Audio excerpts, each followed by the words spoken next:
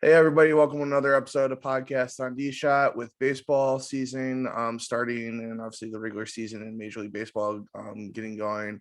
Warhawks just got started, and head coach John Vodenlich is on to join me to talk about the UW-Whitewater baseball season. Warhawks currently 9-4, ranked in the top 10 of the D3 baseball top 25. So Vo, thanks for joining me again. Thanks for having me, D-Shot.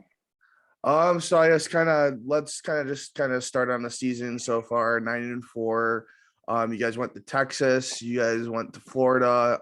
What did it mean to kind of get that Florida trip back? I think it was a special opportunity for our guys. One thing I didn't realize, having gone through the last 2 years, is how few of our players actually have experienced a spring training. I didn't think of it, but pretty much the bulk of our team had never gone on a spring training trip. And for many of our guys, they didn't even fly before. So it was a great experience. It was something that we took for granted for many, many years. And then obviously the pandemic hit, and now we're hopefully going to be able to continue this tradition. Was it different than the last couple Florida trips where obviously you guys played in Pensacola at is it the Wahoos or Blue Wahoo Stadium? Yeah. Clint Stouter, who's a UW-Whitewater alum. Does he own that stadium, or he owns a team that kind of? Yeah, he owns that team. He also owns the Beloit team, so he owns both the A affiliate and AA affiliate of the Miami Marlins. He's an alum, a friend of mine, and I think this was his brainchild 3-4 years ago. We had been down there once before, and we were scheduled to go back a second year, but then the pandemic hit. We stayed in contact throughout that, and he obviously wanted people to come back down. For him, it's an opportunity to give back to the Warhawks, but then also he's big into rejuvenating and building communities. And he was a big part of what happened in Pensacola between, I think, about 2004 and present day. And his biggest goal was to just bring people back down to Pensacola, and the community really benefits. People need places to eat, to stay, to sleep. And then, of course, we had over 300 fans pretty much daily at the stadium. So it was good to be back. And I think he definitely accomplished his goal. Is that where you've typically gone, or where have you guys typically gone? Like I said, we had done it once before. We were scheduled to go back to year 2 when the pandemic hit. And then this was our second year actually being down there. Our intention, assuming things work out from a schedule standpoint, is to go back down there and invite a bunch of teams to join us down there. Like I said, we don't do it as a fundraiser or anything like that. For the Warhawks, it's an opportunity to be around a very first-class organization and a great alum, and then obviously play ball. So it's a great opportunity for us to develop as a team. So we plan on going back down there, assuming we can work out schedules. Just what does it mean to kind of have an alum kind of give you guys some of those opportunities? Obviously, you guys also played at the Beloit Stadium, I think, in the fall. Right, absolutely. Well, it's awesome. I mean, as you know, you've been involved in Warhawk athletics for a long time, and every university claims to have a very active alumni base. You think of the Badgers and how many people support the Badgers, both that went to Wisconsin and otherwise. And for us, we have a smaller, obviously, base, but we got a lot of special people that have been involved, and Quint's one of those at the top that has wanted to get engaged and has done a lot of great things for our university, but also our student athletes. I mean, for our players to be able to plan in that kind of facility day in and day out in spring training is pretty special. Just talk about what were some of the thoughts on how you guys played out there, and the Texas trip as well, because you guys went to Texas before that. Yeah. What were some of your overall thoughts on how you guys played? Well, in our 4 losses, I can tell you there was, from one side, you can say, well, hey, maybe we deserve to lose those games. We didn't play that well, or we made some mistakes along the way. But in hindsight, I can tell you we could have won all four. We were in a position to win all four, but of course didn't. So that's something that we're going to have to build upon and improve upon. We played good at times, but we feel very much like this is the start of our season, and we have a lot of growth yet to do. Right now, I'm looking out my window, and the snow's not allowing us to do a lot of it. But yeah, I'm looking forward to the season because for our young men, they're just starting to develop and hit stride. We've not played anywhere close to what we're capable of yet. So both we look for a reason why, but also know that when we do figure it out and put our guys on the field, we're going to perform at a higher level. So we're excited for the season.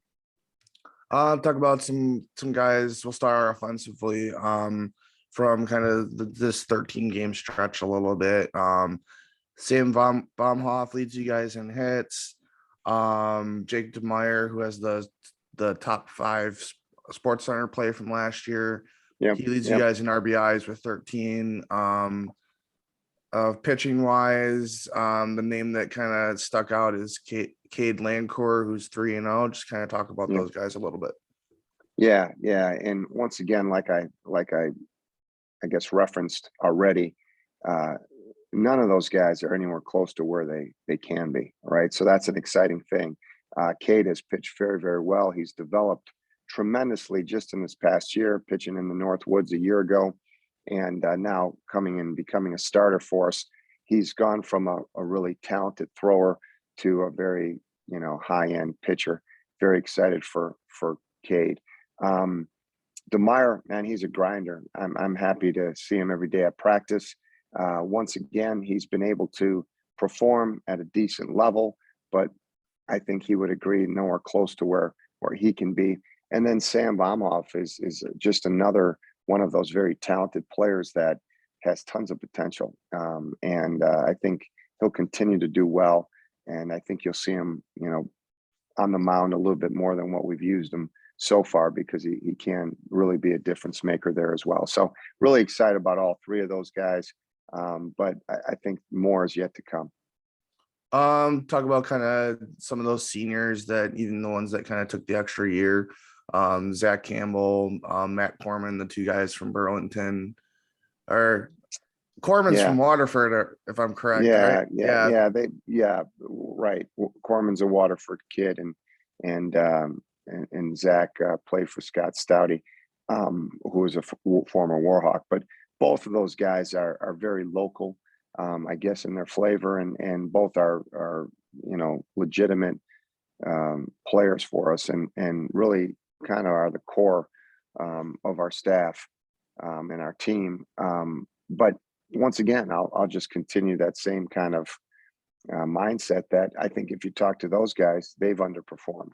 And once again, I'm not saying that to bash them. I'm saying that because I'm really excited. I'm excited to see us as we move through the season to continue to put the pieces of the puzzle together and see their performance elevate, because I know when that happens, and it will happen, when it happens, I feel pretty good about the chances for this team. Pitching wise, I'll throw out Weston Meyer, who feels like he's been with the program forever. Yeah, he's a 5th-year senior. Happy to have him back. Top end pitcher for last couple of years. Last year was an All-American. Love how he goes about his business. I'll tell you a brief story. We were for one day without our pitching coach down in Florida. So he had pitched the game before. So I said, Weston, you're going to be in charge of getting our guys warmed up. And so I sent our players down, or our pitcher who was going to pitch that game down there. And I said, all right, what's your plan, Weston? He goes, well, I'll send him through a short, basic mental checklist, and then I'll get him warmed up. And I said, that's exactly what I need. But that shows you a little bit about how he prepares each and every day. And Weston had a great year last year, but I believe grew, because there was a couple outings that he was less than excited about last year. And I think, for great players, they take those poor performances personally.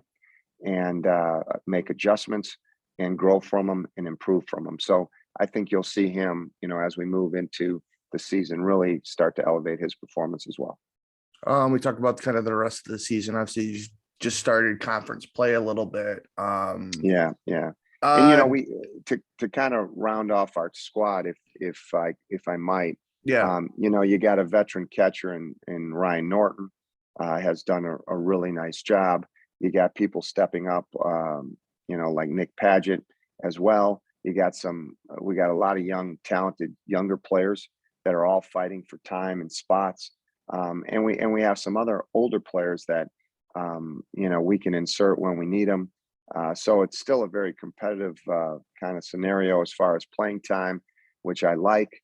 And ultimately, I think, it'll come together, and what you'll see is a very athletic, somewhat senior dominated, but also with a lot of athletic young players, hopefully elevating their performance. So I'm excited to see how we go here. And like I said, as soon as the snow leaves us, we can get back to work. Thoughts on the conference? How's the rest of the conference shape up? Is it weird kind of going up against the former player who's a head coach at Oshkosh?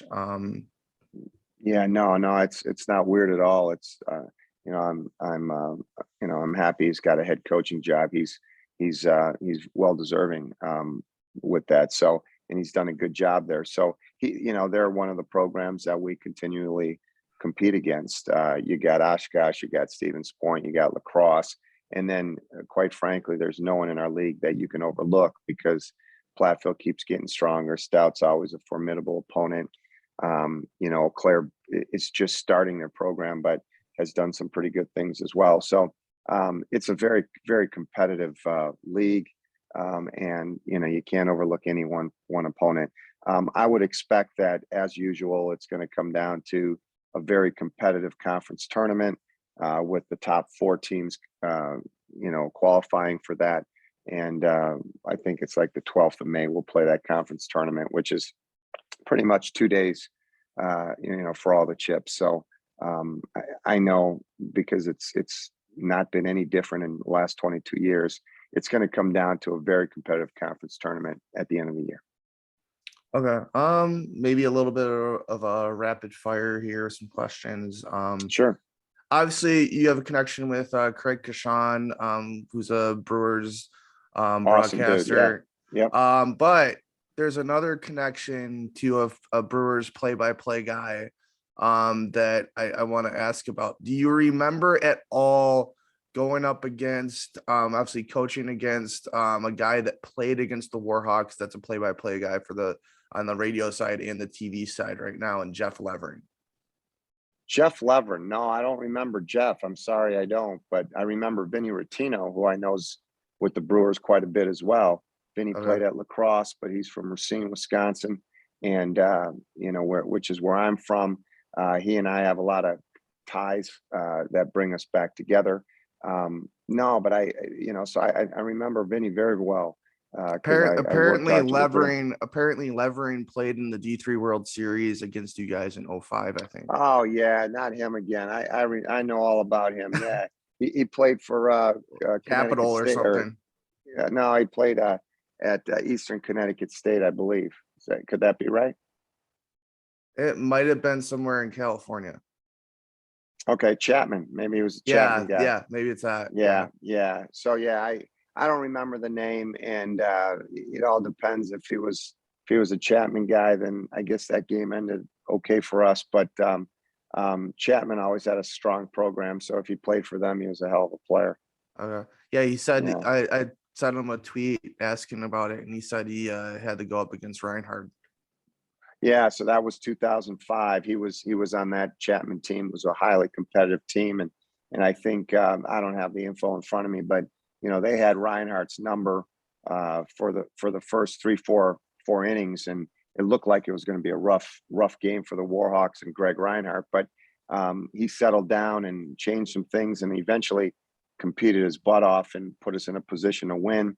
Word on the street is that they picked something up, a tendency on his to tip some pitches, and they were taking advantage of that earlier until later in the game, he changed it. So that's the word on the street.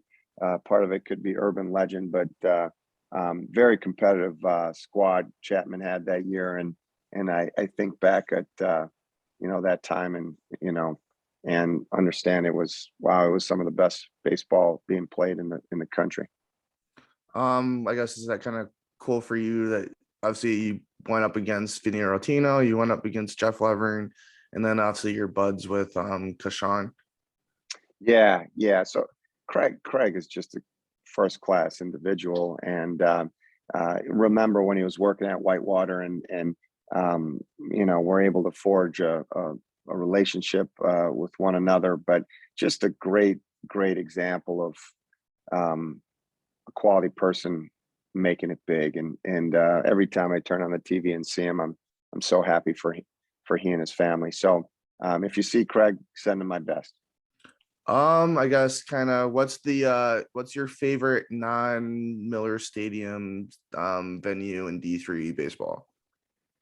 Non-Miller Stadium venue in D3 baseball. Well, I think prior to 2015, I would have said, Fox City stadiums, because they were the host of the D3 College World Series for 6 of our 8 trips there, and so we really felt home in Appleton. And I know you just mentioned to me you're going to be taking a job up there, so that's awesome. But a lot of positive memories from that area. Got a good alumni base. I remember coming into Appleton, and there was one individual by the name of Gus Maves that would meet me at the Paper Valley every Wednesday night when we were coming up for the College World Series. So a lot of great memories in Appleton and then Fox City Stadium.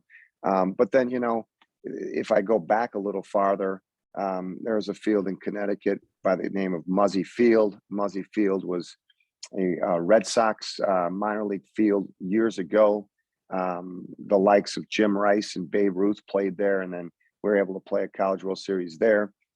So yeah, I mean, there's a lot of, and then there's parks all over America that we've played at that have been really memorable. So, and most recently, obviously, playing at Blue Wahoo Stadium was always pretty cool. I guess favorite or best player that you played against, and I guess best player that you've coached against. Best player I've coached against, best player I've played against. Boy, I don't know. That's a tough one, D-Shot. I'll tell you, that's a tough one. God, the guys we've coached again, I was just thinking about this. Coached against, I remember playing, it's snowing today, so it reminds me of a game that Jordan Zimmerman pitched against us up at Point. It was about similar conditions today, 30 degrees and snow. And I think he pitched such a great game. It was, a tight ball game going into the last innings. And I think he solidified a high spot in the draft that day, because he showed he was tough enough to pitch in tough conditions. And then we played great and competed really well. I think we ended up maybe beating him in a walk, 9th inning home run by Jeff Donovan, but I'm not 100% sure. But I do remember Jordan Zimmerman was always a tough guy to hit against. But yeah, there's many of those. As far as a player, man, that's too long ago. I didn't even remember any of those days. But there's a lot of good baseball players back in that day, and I can't really name one. I guess how much does it add that you've coached against a couple guys that have played for the Brewers? Yeah, no, that's always cool. I mean, when you think about just our little circle, our baseball program has been able to put 44 guys into pro baseball. That's a really cool thing to say. Obviously, the most popular and most successful from an MLB standpoint was Bob Wickman. And I think even up to a couple of years ago, he was still the saves leader for the Cleveland Indians. Or the Guardians, whatever we call them these days. So that was pretty cool. But then we saw a lot of guys go into pro baseball out of our league. and it's always neat to have them on our team. But it's cool to compete against them as well. And I think it just goes to show you that, we play a really good brand of baseball up here.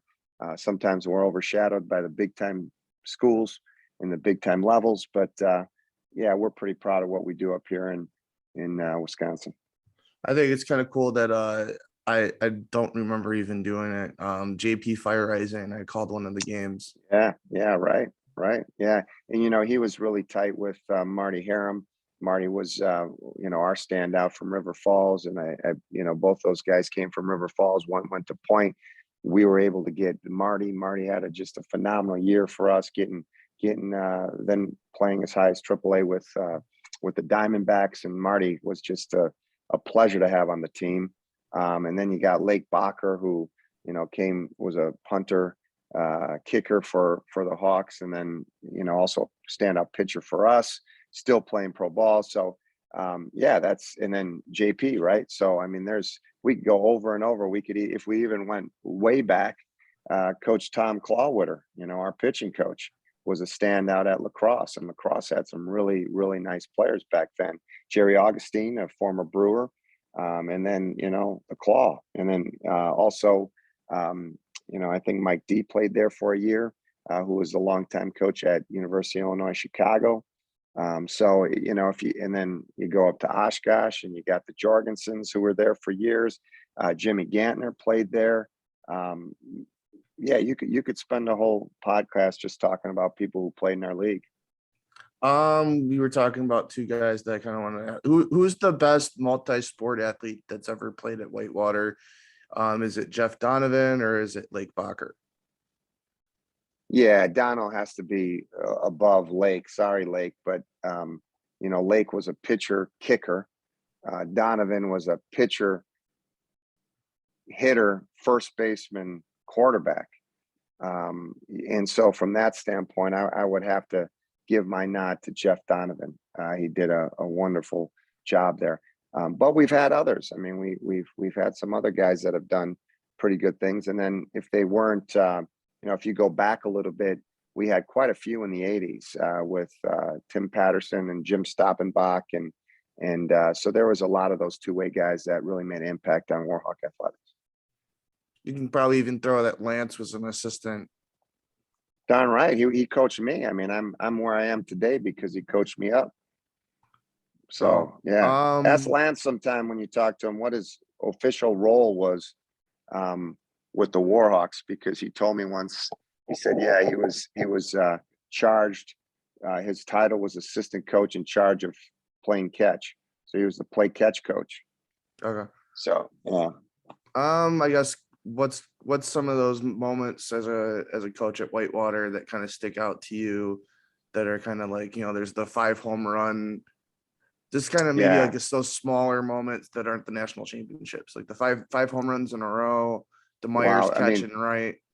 Sure. Well, first of all, I'll start right there in 1999 when I returned as an assistant coach for Jim Miller. We hadn't had much time to recruit so we had the team that we had before. And the year before, I believe, was the worst record in school history at 20-20. And that group of players on that team, there was some growing pains. I mean, it was some tough going. And my hat will always go off to those young men, because they're the people that put us, in the direction that we're going, the path to where we are today. But we won the league for the first time in 35 years that year. And I remember winning it, and clinching it. And what an awesome moment it was, not only for me, because as a player, I went to the College World Series, but we didn't win the league that year. So even for me, it was a first, winning a conference title. And then Mills was so happy about it. And then the players, like I said, the year before, with basically the same type of team, they were 20-20, and they resurrected themselves, and we got a new plan, and just, like I said, I got a big spot in my heart for those young men that were part of those initial couple years. So anyway, that was a great memory. 5 home runs in a year, or in a game in a row, was amazing. And you'd have to look back at the footage, but as I recall, we might have been down 5-1, maybe 5-1. We go and we rattle off 5 home runs in a row to go up 6-5. They score 2 in like the bottom of the 8th to go up 7-6.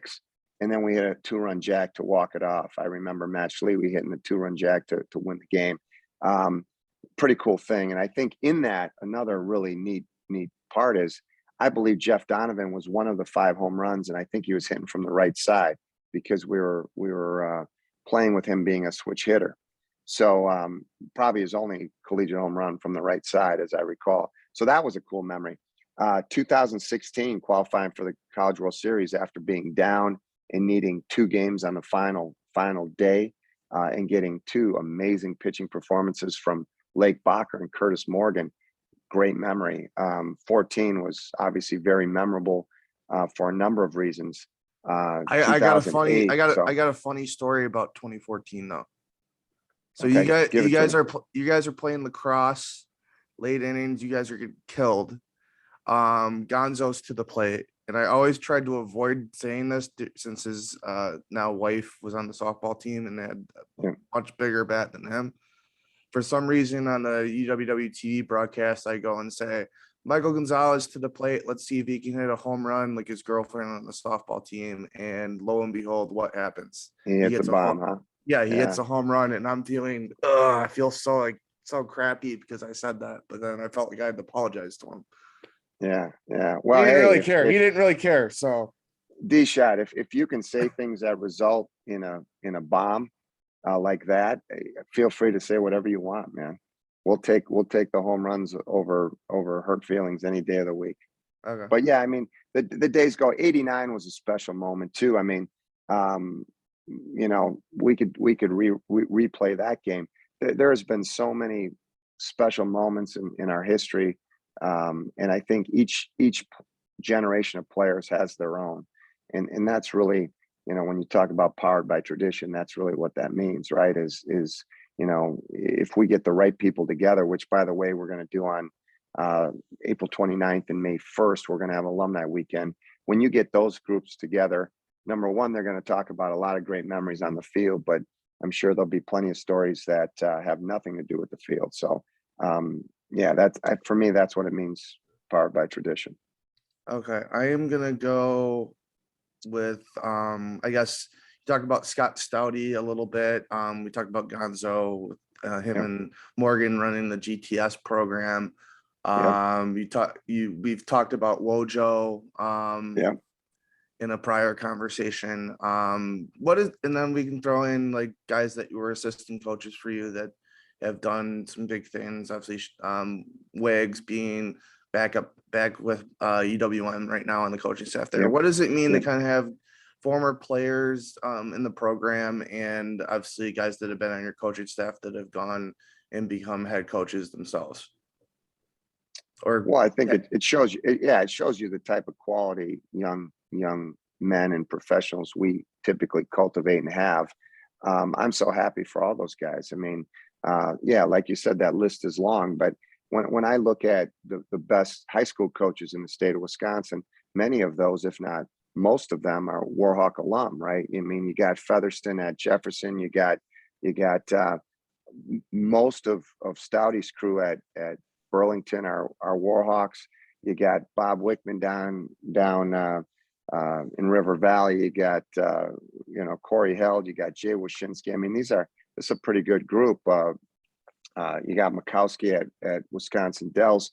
So we have a lot of individuals that are doing some really special things. And then when you look people that have been in our program that are moving on to other things, I mean, you got Stein Rear, who's the head coach at Carroll College. You got Sean Wagner, who's hopefully one day going to take over that program at UWM for Coach Duffick, who coached him.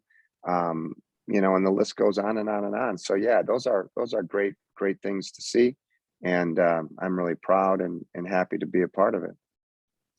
And you got Lance, and you got Pat Miller, and you got all kinds of really cool things. I mean, 2014 was special for a lot of reasons, but I think it was most special because the three of us all were Warhawks and all took over for, the coaches that coached us. And so we all knew each other in college. So, you put all those things together and the stars aligned and we did something very, very special back then. And, I guess if there is an issue with a problem or a expectation with tradition is, it's hard to ever say it's been done first, because usually with a strong tradition, it's been done before. And so, in our tradition, both, with baseball and basketball or baseball and football, we didn't start this thing. It's been going on for a long time, and we're just happy to be a part of it.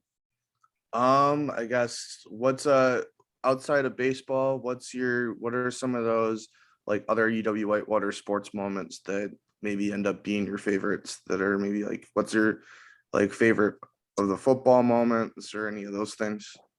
Yeah, I mean, the football, it was just awe-inspiring. I mean, to see the kind of run that they were on, and then of course to continue that type of progress, has been like noteworthy, right? I mean, I don't care if you like the Warhawks or not, you better pay attention to what they're doing on the football field. That's a really cool deal. Recently I was really rooting for the women's basketball team. What a cool story was that, right? And trying to get carrier first, and very, very deserving title. So I think you'll see more from them. But for me personally, I can tell you something that doesn't always come up, but I think a lot of our success in 2004, 2005, 2008, that type of run came from us working security at the volleyball championships. We hosted the women's volleyball national tournament at Whitewater in the early 2000s. And Coach Russell was still the coach there. And I remember when we walked out of the gym and they won their title, Nick Teach, who was the second baseman on that year's team, just said to me, "Coach, I want to get some of that." And a year later, we win it, right, in 2005. So actually, that was in 2002, and by 2004, we had come there. So, so even that environment, I remember how amazing it was. A D-Shot, it was so packed in the Russell Arena that the NCAA rep asked me to remove some people because we were over capacity, and she said we're over the limits. And I said, "Don't worry about it. The fire chief is sitting right next to me," and they didn't say anything. That place was rocking. So there's a lot of great memories like that. As an athlete, I remember the '89 basketball team, watching those games. That was pretty fun stuff to watch too. So, like I said, plenty of memories for another podcast. Okay, I'm gonna end this on we'll bring up the other Whitewater legend in terms of athletics in Whitewater, I guess. Best Tommy Laney story. Wow, he has his own shirt, and he has The bobblehead. and he has 10 or 11 sayings. I'll give you a couple quick. I mean, when I was a player, Tommy was Tommy, and so that was many, many years ago. But we used to go out to California, and one time we sent him up the mountain right outside of LA. There's a small mountain called Mount Baldy. It's right outside of Pomona, California. And he went up the mountain with Billy Wickman, I think maybe Jeff Olson, and they messed with him a lot by it was one of those mountain roads without a guardrail, and he was sitting in the passenger seat, so they kept moving the vehicle as close to the edge as they could.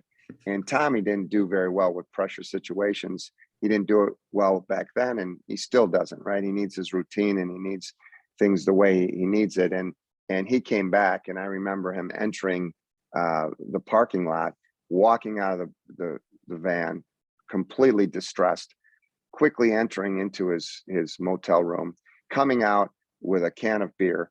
And I never saw an individual slam his beer quicker than that. So, I mean, he was frazzled.